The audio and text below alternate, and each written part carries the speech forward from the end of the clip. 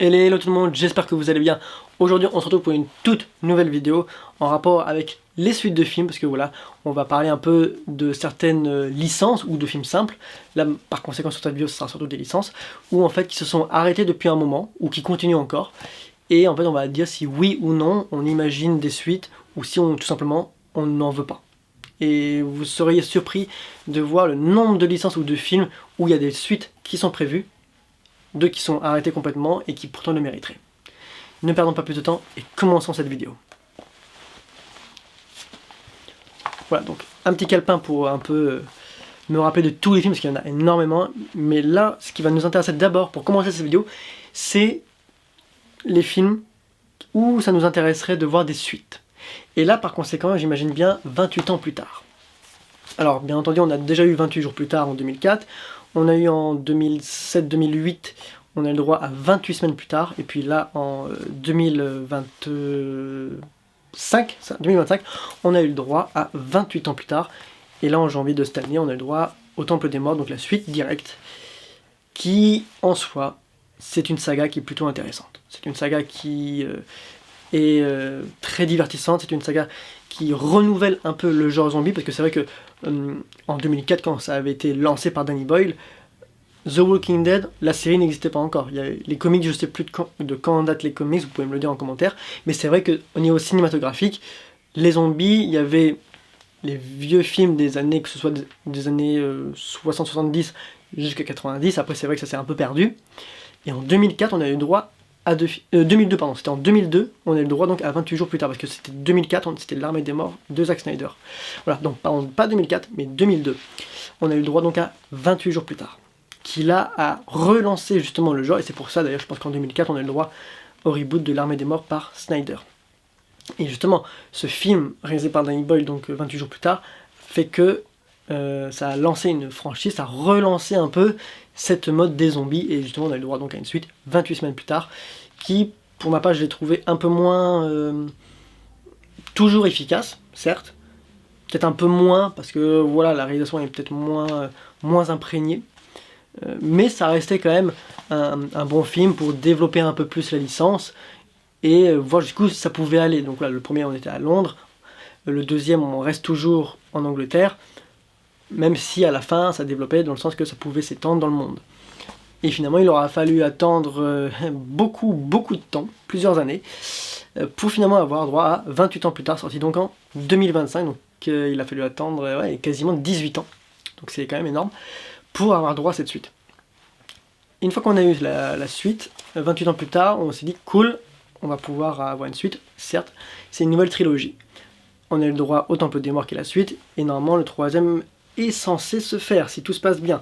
Toujours réalisé par Danny Boyle en espérant, parce que pour l'instant il a d'autres projets, mais encore une fois c'est une licence qui marque, c'est une licence qui peut justement avoir le droit à un troisième film qui pourrait permettre de clôturer, sachant que le deuxième en plus laisse quand même présager un troisième et ultime volet. Après, est-ce qu'ils peuvent développer ça comme un univers, ça c'est autre chose, mais je pense qu'ils peuvent au moins faire un petit dernier, histoire de vraiment clôturer la saga, ça le mérite fortement. Voilà pour ce qui est de 28 ans. Il y a une autre saga également qui peut être intéressant à développer, c'est Mad Max. Mad Max, alors voilà, il y a eu les trois premiers films avec Mel Gibson dans les années... le premier date des années 70 et le 2 et le 3 des années 80. On a le droit en 2014 à Fury Road, et c'était en 2024 à Furiosa. Et c'est ce qui fait que ça a un peu développé l'univers, parce que voilà, on avait 4 films qui se suivaient, plus Furiosa qui était un spin-off. Donc on est plus parti sur un univers que sur une saga maintenant. Mais c'est un univers qui est très enrichissant. On peut reprocher que c'est un peu souvent la même chose, mais en même temps, c'est assez spectaculaire et les scènes d'action changent. On a vraiment quelque chose de très différent entre le 1, le 2, le 3 et les deux nouveaux films sortis en 2014 et finalement 2024, donc 10 ans de séparation. Il y a quand même des choses nouvelles, il y a quand même des choses qui racontent. Et c'est pour ça que c'est une saga qui est particulièrement intéressante et qui mériterait d'avoir encore au minimum un film. Après, je pense que le jour où George Miller ne sera plus là, je sais pas s'ils vont vraiment continuer, parce que c'est quand même lui qui a fait tous les films, c'est quand même lui qui a chapeauté la licence. Donc je verrai mal quelqu'un reprendre le relais après lui, on sait jamais, et c'est vrai que j'imagine bien encore au moins un film, mais à mon avis ça va être compliqué parce que c'est vrai que Fury Road, bon ça a été le plus grand succès de la licence, là où Furiosa, donc sorti en 2024, a été lui, tout bonnement l'inverse, ça a été un gros fou, il a été difficilement rentable, je sais même pas, je crois s'il a été rentable, mais ça a été très très difficile pour lui, alors que pourtant c'était juste une masterclass. Je vous recommande de voir Furiosa si ce n'est pas déjà fait.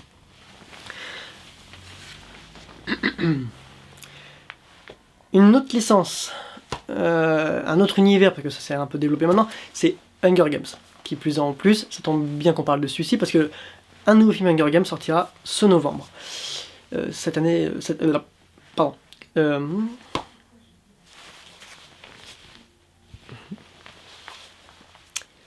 Ensuite, on va parler également d'une autre licence, un autre univers qui est en train de se développer.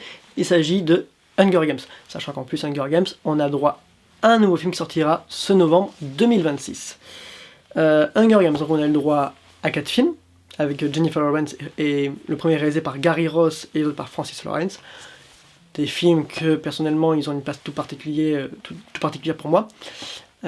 C'est pour ça que je ne vais pas m'attarder là-dessus pour l'instant, on en parlera dans une Parlons Saga. On a eu le droit après en 2023 à la balade du serpent et de l'oiseau chanteur qui a développé, qui a marché, et c'est ce qui fait qu'on a le droit cette année à Lever de soleil sur la moisson, et je pense encore une fois que la saga, l'univers en soi Hunger Games, peut se développer encore après, tout simplement parce que ça raconte, certes, Hunger Games c'est quoi? C'est les combats à mort, tout et tout, mais ils ont des choses à raconter. La saga de base, c'était vraiment les deux premiers, c'était vraiment le Hunger Games. Après il y avait l'embrasement de la révolte et après la révolution pour la conclusion. Le serpent et l'oiseau chanteur, celui-ci on était plus justement sur un peu les origines de comment les Hunger Games allaient être développés. Et ensuite, Lever le soleil sur la moisson, c'est bien entendu les jeux de Haymitch qu'on a pu voir dans la saga de base, et c'est pour ça que c'est intéressant. Et je pense qu'il y a encore beaucoup de choses qu'ils pourraient raconter, comme le tout premier Hunger Games par exemple, c'est une idée, c'est vrai qu'on l'a jamais vu, et ça pourrait être intéressant de voir comment ils ont développé ça. Et ainsi de suite, et ainsi de suite. Je pense qu'il y a beaucoup de choses à faire. Et c'est pour ça, encore une fois, c'est une licence qui a déjà marqué les esprits, mais je pense qu'elle peut continuer encore et à toucher plusieurs générations différentes. Également un peu aux manières des animaux fantastiques. Et oui, parce que là, dans une saga où ça serait bien d'avoir une suite, c'est un peu les animaux fantastiques. Alors oui, je sais, ça fait partie de l'univers de Harry Potter. Là, on a le droit à la série Harry Potter pour Noël 2026. Tant mieux d'ailleurs, ça va permettre de développer un peu plus tout ce qu'on n'a pas pu voir dans les films. Mais c'est vrai que les animaux fantastiques, finalement, on se dit, mais ils nous ont pondu ça pour finalement ne jamais la clôturer. Ce qui est un peu dommage, parce qu'en plus, de base c'était prévu pour être une trilogie. Le premier, ils ont vu que ça avait vraiment marché, puisque ça a fait dans les 800 millions de dollars. Donc du coup, on va se dire, bah on va en faire 5. Ok, ils ont fait le deuxième, Les Crimes de Grindelwald, que moi personnellement j'ai plutôt aimé. Et finalement, a été inférieur, 600 millions de dollars, donc il y a quand même 200 millions de différence.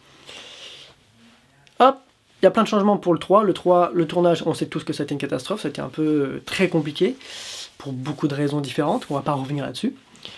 Et c'est pour ça que, justement, ils avaient dit, du moins, que si le 3 avait un succès mitigé, il ferait pas de 5, mais potentiellement un 4ème. Et finalement, on sait tout ce qui s'est passé. Le 3 s'est bien planté, 400 millions de dollars au box-office, donc encore une nouvelle fois 200 millions de moins, mais pas de 4ème film à l'horizon, pas de 5ème non plus. Ce qui fait qu'on se retrouve avec 3 films, dont un 3ème avec une conclusion qui n'est pas une conclusion. Donc c'est très clairement dommage, parce qu'en soi, même si le 1, bon ça lançait bien, c'était vraiment pas mal, le deuxième, certes c'était en demi-teinte, mais en soi, j'ai envie de dire, ça développait beaucoup plus l'univers et c'était vraiment intéressant. Le 3ème, moi personnellement, j'ai trouvé moyen. J'ai même, c'est vraiment le plus faible, je trouve que ça a tué complètement la saga, dans plusieurs sens du terme. Et c'est pour ça que je suis assez déçu de ce film-là, même si bon, il se regarde, il y a pas, voilà, c'est un bon divertissement. Mais je reste quand même déçu par ce film. Mais s'il attend que même si j'étais déçu, je me demande toujours à quoi aurait pu ressembler le combat entre Dumbledore et Grindelwald, le combat final, où Dumbledore aurait récupéré justement la baguette de Suro. Et donc du coup, on n'aura jamais ce combat et c'est complètement dommage. Et alors qu'ils auraient pu le faire, au moins un 4ème film pour clôturer, et après hop, fini, et on passe à la série, et voilà, ils auraient pu faire ça. Ça aurait été plus logique. et au moins les fans auraient été contents en même temps, et enfin tout le monde aurait été content en fait, ou presque. On va dire ça comme ça. Mais bon, encore une fois, là on n'est pas là pour dire s'il y aura des suites ou pas, on est là pour dire, encore une fois, les suites qu'on aimerait voir. Ça veut pas forcément dire, malheureusement, qu'elles verront le jour. Tout comme pour les suites que j'aimerais pas voir, mais là par contre c'est différent parce qu'à mon avis, beaucoup vont se faire. Parce que voilà, il y a certaines licences où personnellement moi je n'ai pas envie de voir de suite et je pense que beaucoup aimeraient pas non plus. Je prends le cas par exemple de la saga The Dark Knight. Voilà, j'ai déjà parlé de la saga dans justement Un Parlant Saga, justement de la saga de Nolan. Et personnellement moi je vois pas de quatrième film. Et quand beaucoup disaient ouais Christian Bale reviendrait justement dans la version de Snyder, Batman contre Superman et tout, moi à ce moment-là, donc le film est sorti en 2017, donc le tournage était en 2015, donc c'était vers 2014 à peu près. Moi j'espérais clairement pas que Christian Bale revienne, parce que la trilogie est parfaite, à quelque chose près, et c'est pour ça il faut pas de suite à cette trilogie, il faut la laisser comme ça, et puis de toute manière on sait tous qu'il n'y en aura pas, parce que Christian Bale a toujours dit que s'il revenait ce serait Nolan, et s'il y avait une bonne histoire, et de toute manière Nolan n'a pas envie. Il se consacre à d'autres projets qui sont tous exceptionnels les uns aux autres, entre Inception, Interstellar, Dunkerque, Tenet, Oppenheimer, et puis là prochainement l'Odyssée qui sortira donc en juillet. Voilà, c'est sûr qu'on n'aura pas de suite, et c'est tant mieux, parce que la trilogie, il faut qu'elle reste comme ça, personne n'y touche, et c'est nickel, parce que franchement, on sera très nombreux à dire que la saga The Dark Knight est l'une des meilleures au monde. Voilà. À la différence d'une autre saga, L'Arme Fatale. Alors L'Arme Fatale, je sais que les deux premiers films donc, datent des années 80, le 3 et le 4 des années 90. Pourquoi faire un cinquième film? Pourquoi vouloir? On sait tous qu'il y aura un cinquième film qui va arriver. Là, Mel Gibson réalise La Résurrection du Christ qui est en 2 parties. Voilà, parce que c'est la suite de son film La Passion du Christ qui est sorti il y a quelques années maintenant. Là, il fait la suite en 2 parties et on sait que juste après, il s'attaquera à L'Arme Fatale 5. Moi, personnellement, j'ai pas trop envie de voir ça parce que le quatrième en soi, il suffisait lui-même. Déjà, le 3 était une bonne conclusion en soi. Ils ont fait un quatrième qui était également une très bonne conclusion, mais sauf que là, le cinquième, des années après, ça fait un peu comme Gladiator et tous les films là où ils nous prennent des années après. Sauf que c'est pas forcément bon non plus. On l'a bien vu, Gladiator, le premier est un classique. Gladiator 2, c'est un divertissement, mais uniquement. Parce qu'en soi, niveau scénario, c'est un 0 pointé. Hein, donc voilà. Et moi, c'est un peu ce que j'ai peur avec L'Arme Fatale, c'est qu'ils fassent une suite pour faire une suite, sans vraiment respecter les personnages. Parce qu'on sait qu'ils ont eu des enfants à la fin du 4, donc ça va être quoi dans le 5? Les enfants ont grandi et ceux qui vont prendre la relève. Et donc c'est ce qui va permettre de faire un L'Arme Fatale 6, 7, 8, 9. Je suis pas trop pour. Sachant qu'en plus ils ont fait une série déjà que j'ai pas encore vue personnellement. Je les ai à la maison mais il manque la 2e saison, c'est pour ça que je regarde pas encore. Mais voilà, j'ai du mal à voir un Arme Fatale sans Mel Gibson et Danny Glover. Et c'est pour ça que même si dans le 5 ils sont de retour, j'ai quand même peur de la suite et c'est pour ça que gâcher la fin du 4, ça serait dommage.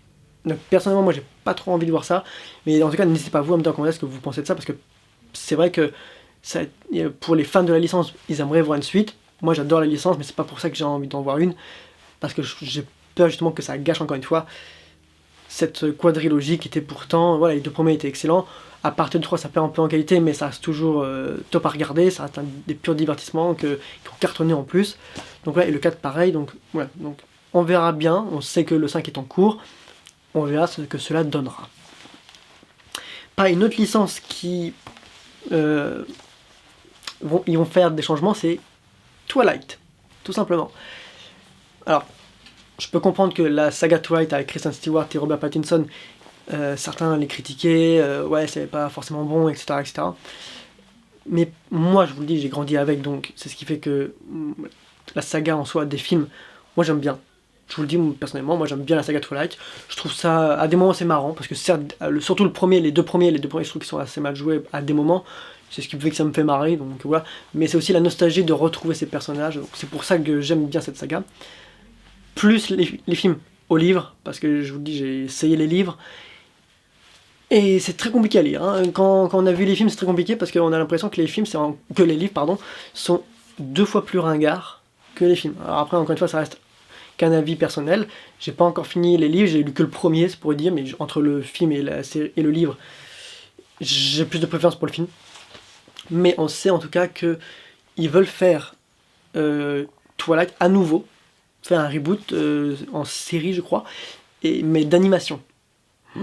Là, j'ai envie de dire, mais pourquoi? Pourquoi gâcher la saga à la cartonnée? Pourquoi gâcher ça et même développer en soi, même développer avec des spin-offs et tout, je vois même pas parce que je pense pas qu'ils le fassent pour l'instant. Ils vont se concentrer sur la série d'animation, mais même il n'y a pas d'intérêt. Les films ont bien marché, ça a été plutôt rentable. Les critiques, certes les 2 premiers c'était assez mitigé, mais à partir du 3e les critiques ont été un peu mieux. Donc je vois pas pourquoi faire ça. Surtout que à la rigueur, ils pourraient faire des spin-offs et tout, même si moi personnellement ça m'intéresse pas, mais ils pourraient à la rigueur faire ça. Mais c'est vrai que Twilight n'a pas vraiment. Voilà, encore une fois, comme Hunger Games, ça a marché, donc pas besoin de faire de reboot. Et surtout, à la différence d'un Twilight ou d'un Harry Potter, d'un Hunger Games ou d'un Harry Potter, Twilight justement n'a pas le potentiel, à ce point-là du moins, pour s'étendre en univers, ou voilà, ça, pas à ce point-là. Parce que même s'il y a des vampires qui ont des pouvoirs différents, le problème c'est qu'on les a déjà vus, et si c'est pour faire encore des trucs à l'eau de rose, c'est bien de le faire une fois, 2-3 fois à un moment donné, avec des personnages différents en plus. Ça commence à être long, sachant qu'en plus on a eu droit à beaucoup de licences, entre les 50 nuances et After, on a eu droit à beaucoup de licences de ce genre, donc je pense que les trucs comme ça, faut un peu se calmer, je pense. Après, il y a d'autres licences littéraires possibles à adapter, surtout que voilà, on a Harry Potter, ils font un reboot, Hunger Games ça continue encore, c'est d'ailleurs le seul finalement qui se développe sans faire de reboot, donc ça c'est bien. Sur Twilight finalement ils veulent faire un reboot, le labyrinthe pour l'instant c'est neutre, Percy Jackson finalement ils ont fait les films et là ils refont la série, c'est pas plus mal, parce qu'au moins on aura la saison 3, donc c'est top. Donc voilà, donc, c'est ce qui fait que ils reprennent un peu les mêmes licences, là où finalement des licences un peu young adult, il y en a plein en soi en littérature. Donc pourquoi reprendre les mêmes? Donc c'est pour ça qu'en soi, je suis un peu contre l'idée de reprendre Twilight. Ils pourraient prendre d'autres licences, il y en a beaucoup, et beaucoup qui sont même mieux. Donc voilà, encore une fois. Mais on aura l'occasion d'en reparler dans une autre vidéo, mais en tout cas, personnellement, une suite à Twilight, un reboot, un spin-off ou n'importe quoi, personnellement moi ça me tente pas. Mais vous, dites-moi en tout cas ce que vous en pensez ça en commentaire. Et dernière suite personnellement que j'aurais pas trop envie de voir, c'est pas prévu pour l'instant, tant mieux, on croise les doigts pour qu'il y ait même jamais, c'est Indiana Jones. Alors, pourquoi je dis ça? Tout simplement, alors les 3 premiers films, bon c'est des classiques. Voilà, les Aventuriers de l'Arche perdue, le Temple maudit et la Dernière Croisade, qui personnellement pour moi est le meilleur. Voilà, ces 3 films incontestés, c'est des classiques, il n'y a rien à dire là-dessus. Le Royaume du Crâne de Cristal, les gens ont commencé à gueuler sur celui-là. Plus sur celui-ci d'ailleurs que sur le cadran de la dessinée. Mais personnellement, moi, le 5e, je le dis, j'ai pas trop aimé. 2h30 où j'ai l'impression qu'il durait 4 heures tellement c'était long et chiant. Le début était pas mal, mais c'est vrai qu'à des moments c'était interminable. J'ai même préféré le 4. Parce que le 4, moi, en plus le 4 j'aime beaucoup d'ailleurs. Et pourquoi? Parce que justement, le 5e c'était un copier-coller, il n'y a rien dedans qui est vraiment original, on va dire ça comme ça. Et puis la fin, j'ai envie de dire no comment pour l'instant. Ça fera l'effet d'un parlons saga. Mais c'est vrai que le 4 était beaucoup plus intéressant parce que chaque film Indiana avait des scènes marquantes qui lui appartenaient. Le 4 par exemple, même si c'était drôle, on avait par exemple la scène avec Mutt Williams où il se balance de liane en liane avec les singes. C'est complètement farfelu et con, mais c'est une scène qui marque. La scène du temple, c'est pareil, la scène où on voit où Indiana découvre le fameux crâne du cristal, c'est vrai, elle marque quand même assez. Il y a beaucoup de scènes comme ça dans le 4, ou même à 3 reprises, il tombe, enfin, il y a des répliques qui sont marquantes aussi. C'est pour ça que le royaume du crâne de cristal, moi je lui jette pas la pierre, au contraire, même je vais même plutôt le défendre, parce que même si, encore une fois, on n'est pas d'accord sur le côté des aliens, que ça gâche un peu la mythologie d'Indiana, moi je suis pas d'accord non plus, dans le sens où il est divertissant, il y a des scènes marquantes qui ont marqué comme les 3 premiers, certes il est moins bon, mais c'est un film qui a quand même marqué, et finalement qui continue de marquer, puisque on continue d'en parler, donc finalement voilà, à la différence de ce 5e, le Cadran de la Destinée, qui est sorti donc là en 2023, si je ne me trompe pas, ou celui-ci, moi personnellement je n'ai pas aimé, parce que ils ont fait n'importe quoi avec, le scénario c'est du grand n'importe quoi, ils n'ont pas respecté les personnages, il y en a qui y apparaissent là, juste genre faire une apparition et puis bye bye, au revoir. Personnellement, c'est pour cette raison que moi j'ai pas envie de voir un nouveau film, parce que je trouve qu'ils ont clairement pas respecté le personnage d'Indiana Jones. La fin non plus. On voit que c'est de Disney, que c'est pas Lucasfilm qui a pris 100% les commandes, et malheureusement, on le ressent. Et c'est pour ça que moi j'ai pas vraiment envie de voir une suite à Indiana Jones. Dis-moi ce que vous pensez, vous, de ça en commentaire. De toute façon, on parlera de la licence en soi dans un Parlons Saga, parce que je pense qu'il y a beaucoup de choses à dire. Mais voilà, là, pour revenir en détail, vraiment, je trouve que le 5e a joué la surenchère de la nostalgie. C'est bien, la nostalgie, c'est bien en soi, c'est bien. Mais quand il y en a trop, dans un seul et même film, à un moment donné, c'est lassant et ça devient même chiant. Et là-dedans, ils n'ont pas arrêté de faire ça dans le film, et c'est pour ça que ça m'a un peu déçu. Il y a beaucoup d'incohérences, qui plus est. Et la conclusion ne respecte clairement ni le personnage, ni la licence. Et c'est pour ça, encore une fois, que moi personnellement je croise pas pour qu'il n'y ait pas de suite, et de toute manière, j'ai du mal à voir Harrison Ford refaire un 6e film. Et le remplacer, à mon avis, ça va être très compliqué, et développer un spin-off autour d'un personnage, ça va être compliqué aussi. Surtout qu'il n'y a pas beaucoup de personnages, et les 2-3 seuls qui existent, qui nous ont montré dans le 5, personnellement, moi j'ai pas envie de voir de spin-off sur eux, parce qu'ils m'ont tellement saoulé que j'ai pas envie. Voilà. En tout cas, ce sera tout donc pour cette vidéo qui est plus longue que la normale, je dois bien l'avouer, sur les suites que j'aimerais voir et ceux que je n'aimerais pas voir. Il y a encore plein de licences et de films à parler, et ça fera l'objet d'une deuxième vidéo qui sera prévue d'ici 3 mois, donc d'ici, je pense, fin juin. Mais sur ce, n'hésitez pas à me dire en commentaire ce que vous pensez de cette vidéo, si ça vous intéresse. N'hésitez pas non plus à me dire s'il y a des, parmi tous les films licences qu'on vient de parler, s'il y en a où vous aimeriez des suites, ou pas, d'ailleurs. Si vous aimeriez qu'on parle d'une certaine licence ou saga dans la prochaine vidéo. Sur ce, n'hésitez pas à vous abonner si ce n'est pas déjà fait, à laisser un petit pouce vers le haut, ça fait toujours plaisir, à activer la petite cloche de notification, parce qu'il va y avoir beaucoup de prochaines vidéos qui vont sortir. Et sur ce, moi je vous souhaite une agréable journée, et à bientôt pour une prochaine vidéo. Ciao tout le monde!